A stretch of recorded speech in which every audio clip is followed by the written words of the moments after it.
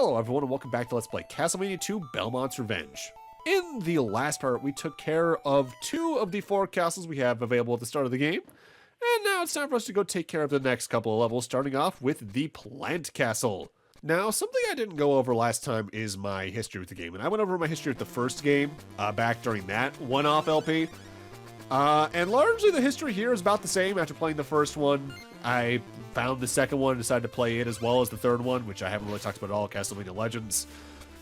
And even at the time, I preferred this one, and as time's passed, this has become, I think, probably my overall favorite of the Game Boy trilogy, so to speak.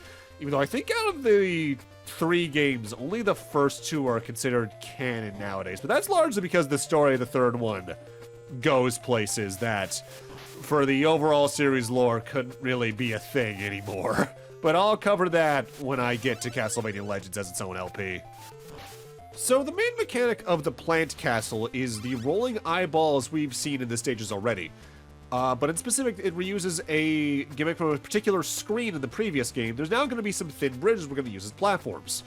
You see, when you destroy one of the eyeballs, they explode. That explosion will be able to destroy chunks of the bridges in question, which is good in some places and bad in others. Depends on whether or not there's a bottomless pit beneath you, but it can lead you to certain items or shortcuts in some other cases. In this case, you can just completely ignore this particular screen effectively, but keep it in mind and use it as practice potentially in case you're trying to figure out how to jump over the eyeballs and use their sprite sizes to your advantage and all that. On top of that, this stage in particular focuses a lot more on rope climbing, to the point where there's also going to be enemies we're going to have to deal with that are exclusively on ropes, kind of like the Stairway Knights with spears and some of the main console platformers. For right now, though, I think it's about time we get into this game's development staff. It's a relatively small staff like with the previous game, but it's worthy to note the people who return all the same. Starting off, we got 2 people in the programmer roles, Toru Hagihara and Yukari Hayano. Starting off with Hayano because she has fewer roles. This was her 3rd project ever after Operation C on the Game Boy and Skater Die Bad and Rat on the Game Boy. After this, she did 2 more projects also on the Game Boy, namely Bab's Break Break, the Tiny Toons Adventures game, and the Game Boy version of Kid Dracula. She was a programmer in all 5 roles. Toru Hagihara, on the other hand, started on the Adventures of Bayou Billy, an NES beat-em-up that's absurdly brutal that I should really do an LP of at some point as a bug tester, but then they became a programmer or producer moving forward. They worked on all the same games as Yukari Hayano, but afterwards, he was a director for Rondo Blood, he was a producer on Symphony of the Night, he produced Vandal Hearts 2, he was a scenario coder for Azure Dreams. Afterwards, he started just doing a lot of sub-directing and production support type stuff, like on Metal Slug 5, they were sub-director and all that. Elements on Wii, they were senior producer.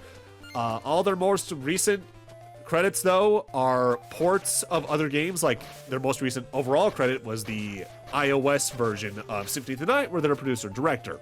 Their most recent actual game they worked on was as a supervisor on the PSP titles Parodius Portable, Salamander Portable, or Twinbee Portable. Credited after programmers is the graphic designer, who is Koichi Kimura, who I covered back in Castlevania The Adventure. They're the first returning staff member. They worked on this, that, Operation C, McDonald's Treasure Land Adventure, as I mentioned, as a director. And then they became a producer over at Treasure, working on things like Dynamite Headdy, Guardian Heroes, Bangai-O, Wario World, and their most recent credit is Onimusha Dawn of Dreams, as I covered in the previous LP. Moving on to the next role, we got the sound creator, so the composer. We once again have a returning cast member, so to speak, from Castlevania The Adventure. We got Hidehiro Funauchi. Twinbee 3 was their first project, and then followed by Castlevania The Adventure. They worked on Parodius and Operation C as well, but then they worked on this, working on things like Kid Dracula and Police Knots afterwards, and their most recent credits are back in the late 90s on the Nagano Winter Olympics games on PlayStation and Arcade. Afterwards, we're already on to the special thanks, which lists 4 people: Hiroko Funabiki, Ted Hikawa, Hiroshi Matsuda, and Obana Meijin. Funabiki did a lot of package design across their career, doing like the package design for Kid Dracula, for Biomiracle Bukute Upa, which is a Japan-only NES game. This was their 2nd credit by date. But their most notable role overall is probably being a visual designer for the NES game TMNT 3 Manhattan Project, which is a really fun beat-em-up, even though I like its sequel a lot more for obvious reasons. Next up, Ted Hikawa is only in a few projects, but they were largely only in special thanks. The only thing they're listed as otherwise is Batman the Animated Series on the Game Boy's overseas department, so they were probably involved in overseas licensing or production and all that jazz. Hiroshi Matsuda, in specific, their first game was Top Gun, the second mission as a graphic designer. Then they either did a lot of title and packaging design moving forward, like Lightning Fighters or Boku Dracula-kun, so the NES Japan-only Kid Dracula game. Otherwise, they did stuff like Snatcher's package design, visuals on Parodius, and they did the title design for the first Metal Gear Solid. That sound effect means I have lost the projectile off my whip for taking a very specific hit. I think it's specifically like magic-type damage of a sort that does that, but I'll see if I can find concrete stuff between now and the second editing pass on what causes that directly or not. Before I get back to the credits, it's time for our next boss fight. This is Kumulo and Nimbler, either the statues on either side of the screen. We need to hit their heads to do damage, which seems pretty high up outside of the use of the axe here in the US version. But that's why the platform is here in the middle to take us up. They'll move left or right on their platforms and thrust their tridents down to the ground to do damage, obviously, but they'll also do a spread shot of bullets to try and hit you otherwise. They share a health bar, so you can make your final blow be on either half as long as you hit them for the final hit. This is honestly probably overall the easiest boss fight as long as you have hearts and sub-weapons available that can hit them from any given distance, like the axe or the cross boomerang in the Japanese and PAL releases. Not that hard of a stage, honestly probably one of my favorites to go through in the game on the whole. Largely, this is a much easier game than the prior one, but having better controls and options for combat or anything else really does go a long way for that, on top of, not losing a power-up whenever you get hit. So that's 3 castles down. Time for our final of the main levels. This is the Cloud Castle. The main mechanic here is actually tied to the rope climbing. There's now going to be ropes that have spike balls at the end of them. They're usually tied to another one of the same type of rope. When you're on one, it'll sink down, potentially even down to a bottomless pit while another rises up. So you need to time your jumps and place your jumps in such a way from rope to rope where you can get through without taking absurd amounts of damage. I like this stage a lot. Also, it has really good music. Again, this game's soundtrack kicks ass. Mind you, so did the first games. Going back to the game's credits, though, there's not many people left. The last person in the special thanks is Obana Meijin. This is their only credit. The next 2 people credited are interesting, though, in that they're credited for 2 specific songs used towards the end game, in that they're classical composers.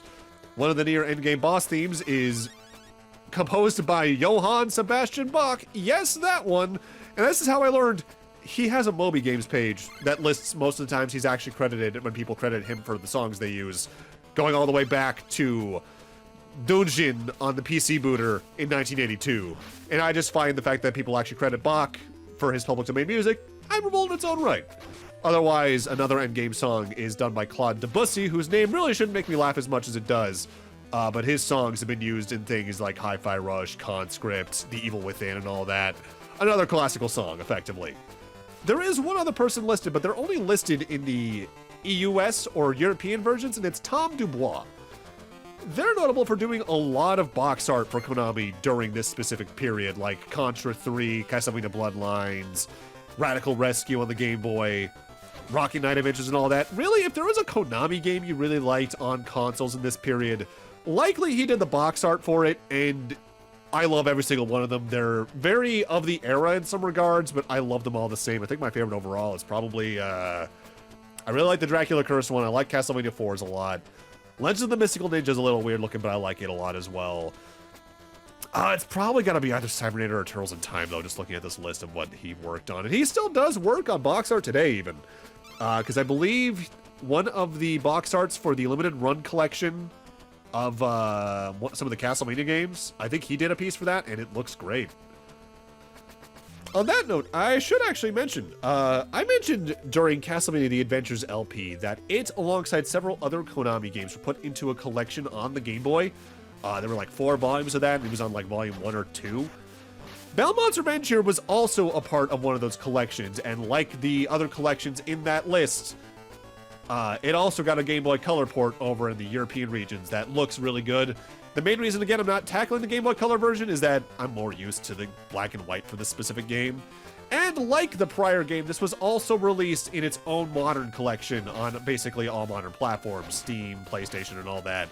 So if you wanted to, you could access this on modern platforms, and I appreciate the hell out of games doing that because really, there's so many games that you just can't play from older eras that really should be playable because they are good and should be remembered. But so few companies do that well. Honestly, not for nothing, Konami does a decent job of that for all their other shit. And Capcom does pretty good on it as well on the whole. Albeit some of their collections are older and a little more unstable to do that, looking at the Devil May Cry HD collection, for instance. Another mechanic this stage has with ropes is that now we have ropes tied to pulleys that will alternate going up or down in either direction from moment to moment, so you need to kind of time when you want to jump on and off them. I like this a lot. Again, this game has much more interesting levels than its predecessor, which I do think should be how sequels handle it, considering they are iterating on things they've already made, but there's times where it just doesn't pan out that well for one reason or another. I do find it interesting, though, they went for just a straight-up platformer sequel, though, here on the Game Boy, instead of trying to make their own, like, Game Boy version of Simon's Quest to maybe have their own Metroid on the platform. I think it could have worked out, especially if they, like, smoothed out some of Simon's Quest's rougher edges, even as someone who likes that game a decent bit.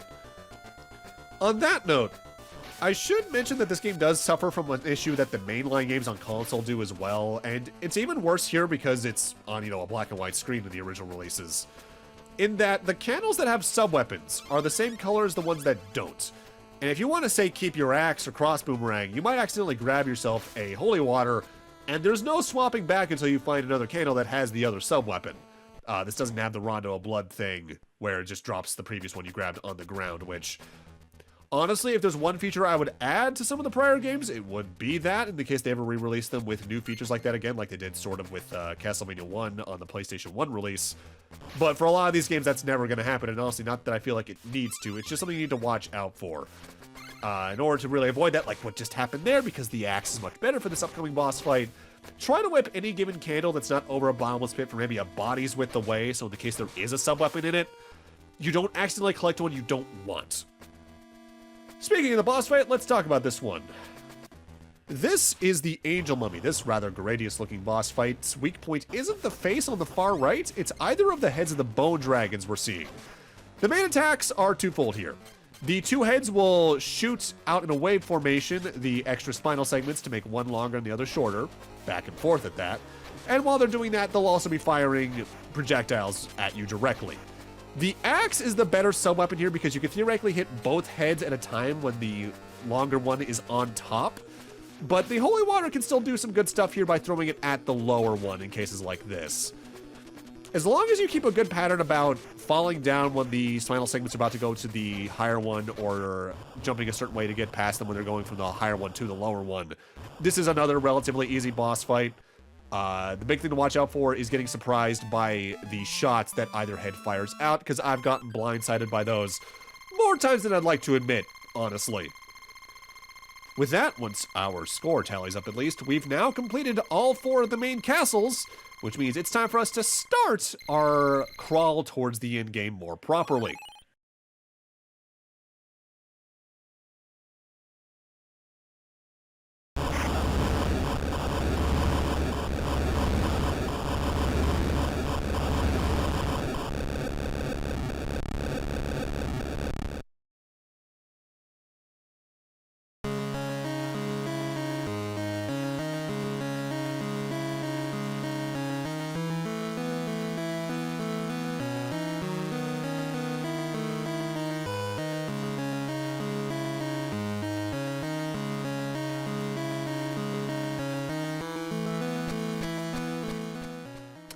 Once again, we return to the relatively familiar but still incredibly different halls of Castlevania itself.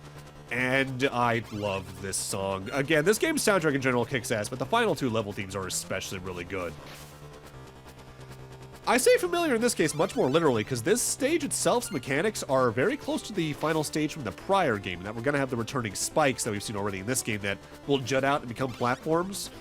What really gets stepped up here is the enemy variety and danger levels. Namely, we're going to have this game's incarnation of Axe Knights, which are Grim Reapers themselves.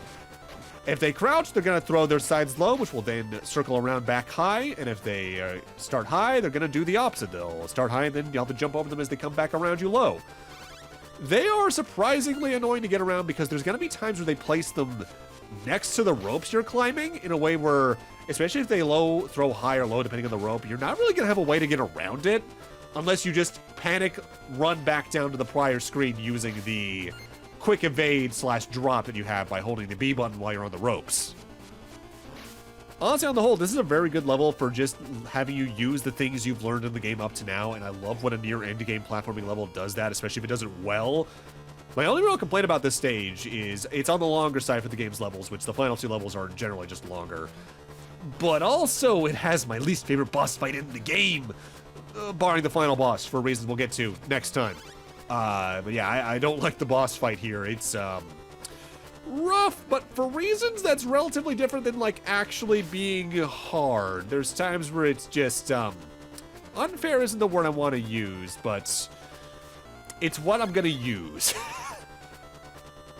But that said, also still worth noting, it's pretty much been the case in every Castlevania, but the actual map they give you while you'll enter Dracula's castle actually does reflect the general shape of the stage, and I appreciate those attentions to detail, because there's a lot of games that wouldn't do that, and I just think it's neat. I like when they especially do that in the Mega Man games with Wily's castles, which generally I think every castle they had a map screen for, they did that with relatively on the nose. And hey, it's nice, it informs you the general shape, and also if it tells you if there's a different route to go, which I especially appreciate in the cases like, I'm having trouble with this area, maybe there's another path, oh hey, there is one. Albeit that's not exactly often the case in the levels in Dracula's castle itself across the franchise. There are several times in levels like this, though, that I really do think the axe is the better option between it and the European and Japanese substitute in the cross boomerang, because while the cross boomerang is better for, like, hitting something all the way over there, and maybe even hitting it twice if it kills it on the way back, the axe having the benefit of going higher means you can hit enemies from above, very often the case you're, like, seeing a troublesome enemy, a platform above you. But there are also cases like, say, this bat, where if you place it right and it's below you, you can hit it with the axe instead to try and kill it. But at the same time, the Holy Water can do at least that part at least decently well. Also, this larger bat type, we've been seeing them since, I think, the first stage.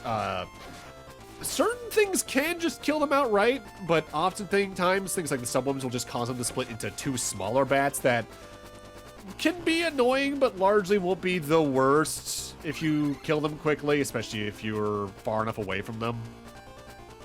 I do prefer the axe for what's coming up in this stage's boss fight, though. The Holy Water isn't too bad. That's like the only wall meat. I know the direct location of it all times, by the way, because I found it on accident on my first playthrough. A lot of the other ones, I just do not know where they are, but I know there's at least one in every level. Now, this screen looks like a choice of routes, and technically it is. But the thing is, you always want to go down here, because if you go up, you go through several screens that eventually loop back to where we just were anyway. Cloud Castle also has a moment like that I'll probably go back and mark in the second editing pass with one of my on-screen text callouts. That's just there to make more trouble and for you to waste time, so I really don't recommend doing it unless you're trying to maybe like do a maximum score run potentially, which not really much reason to do that anyway outside of bragging rights, so not really to my interests. We're almost at the boss fight, though, but worth noting on our way to it.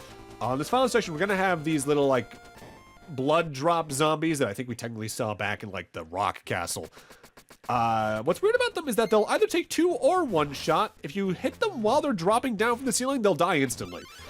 And I think that's just a state change difference, or maybe that's counted as a separate entity. If they're on the ground, they take 2 shots.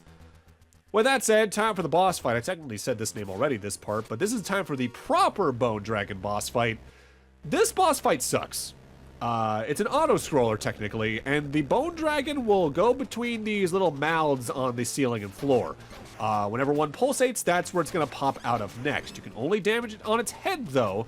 What's really annoying about this boss fight is due to the rate of the screen scrolling, there's times where the Bone Dragon can appear just off screen and either close in on you from either side of the screen, doing just cheap damage that way, or be completely out of range for you to be able to do any kind of damage to it.